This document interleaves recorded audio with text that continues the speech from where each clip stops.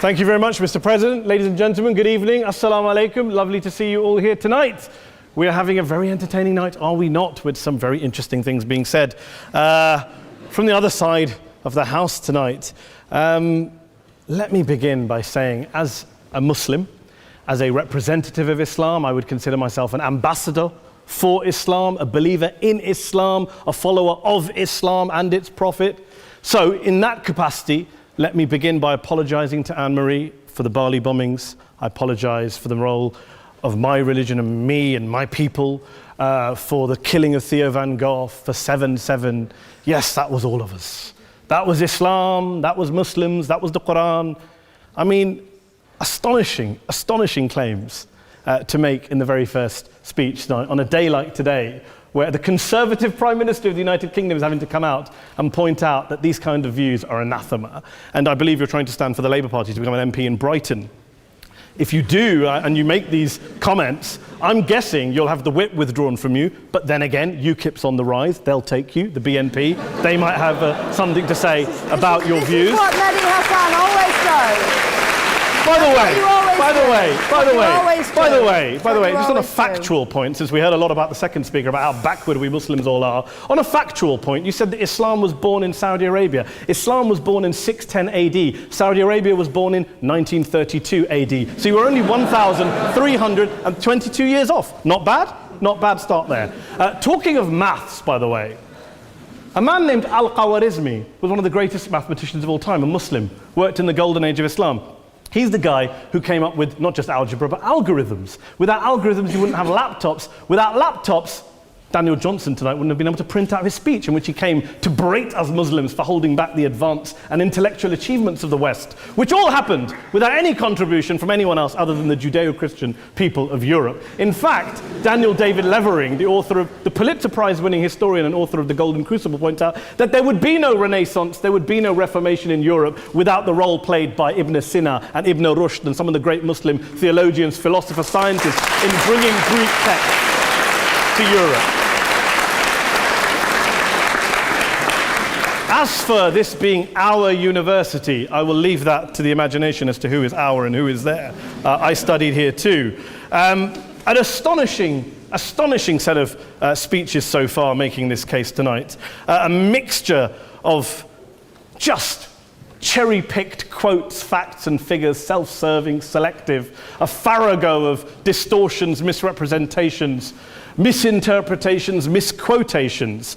Daniel talked about my article in the New Statesman, which got me a lot of flack, where I talked about the anti-Semitism that is prevalent in some parts of the Muslim community, which indeed it is. Of course, I didn't say in that piece that it was caused by the religion of Islam. In fact, modern anti-Semitism in the Middle East was imported from, finish the sentence, Judeo-Christian Europe, where I believe some certainly bad things happened to the Jewish people. In fact, Tom Friedman, Jewish-American columnist in the New York Times, told me in this very chamber last week that he believed, had Muslims been running Europe in the 1940s, 6 million extra Jews would still be alive today. So I'm not going to take lessons in anti-Semitism from someone who's here to defend the Judeo-Christian values of a continent that murdered 6 million Jews.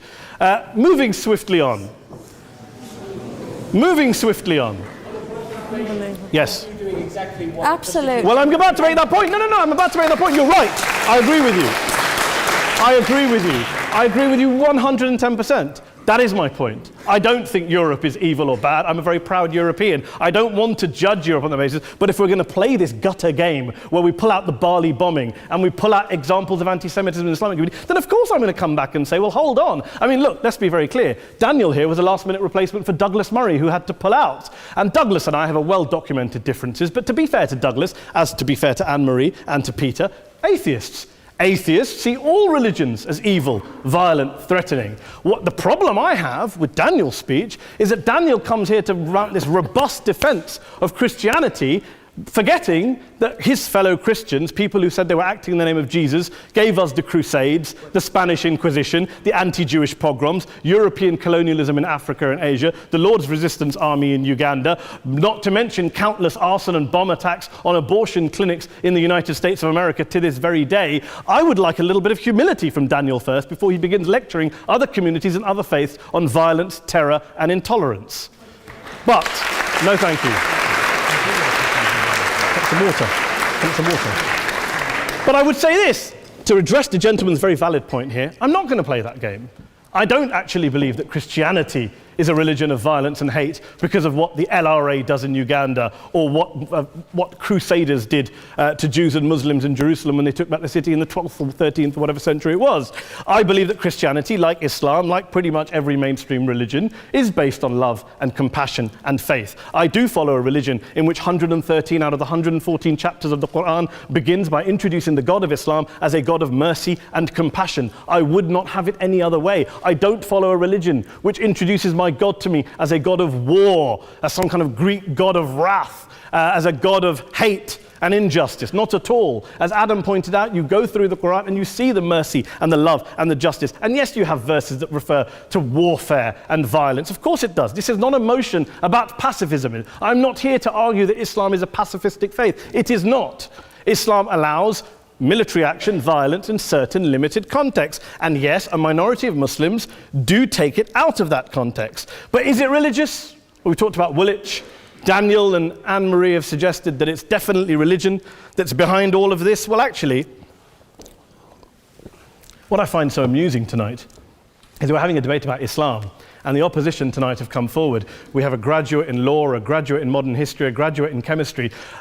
And, you know, I admire all of their intellects and their abilities, but we don't have anyone who's actually an expert on Islam, a scholar of Islam, a historian of Islam, a speaker of Arabic, even a terrorism expert or a security expert or a pollster, let alone to talk about what Muslims believe or think. Instead, we have people coming here, putting forward these views, putting forward these sweeping opinions. Listen to Professor Robert Pape of the University of Chicago, one of America's leading terrorism experts, who, unlike our esteemed opposition tonight, studied every single case of suicide terrorism between 1980 and 2005, 315 cases in total. And he concluded, and I quote, "There is little connection between suicide terrorism and Islamic fundamentalism or any of the world's religions. Rather, what nearly all suicide terrorist attacks have in common is a specific secular and strategic goal to compel modern democracies to withdraw military forces from territory that the terrorists consider to be their homeland."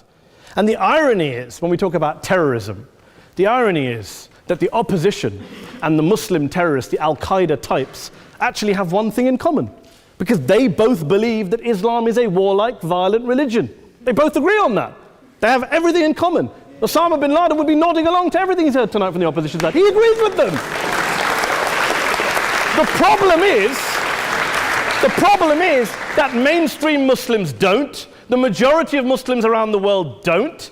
In fact, a gentleman here started quoting all sorts of polls. Gallup carried out the biggest poll of Muslims around the world, of 50,000 Muslims in 35 countries. 93% of Muslims rejected 9/11 and suicide attacks. And of the 7% who didn't, they all, when polled and focus grouped, cited political reasons for their support for violence, not religious reasons. And as for Islamic scholars and what they say, well, Daniel talks about our University of Oxford. We'll go down to Oxford Centre for Islamic Studies, get hold of a man named Sheikh Afifi al-Akiti, who is a massively well-credentialed and well-respected Islamic scholar who has studied across the world, who in the days after 7/7 published a fatwa denouncing terrorism in the name of Islam, calling for the protection of all non-combatants at all times, and describing suicide bombings as an innovation with no basis in Islamic law. Go and listen to Sheikh Tahir al-Qadri, one of Pakistan's most famous Islamic scholars, who published a 600-page fatwa condemning the killing of all innocents and all suicide bombings unconditionally without any ifs or buts.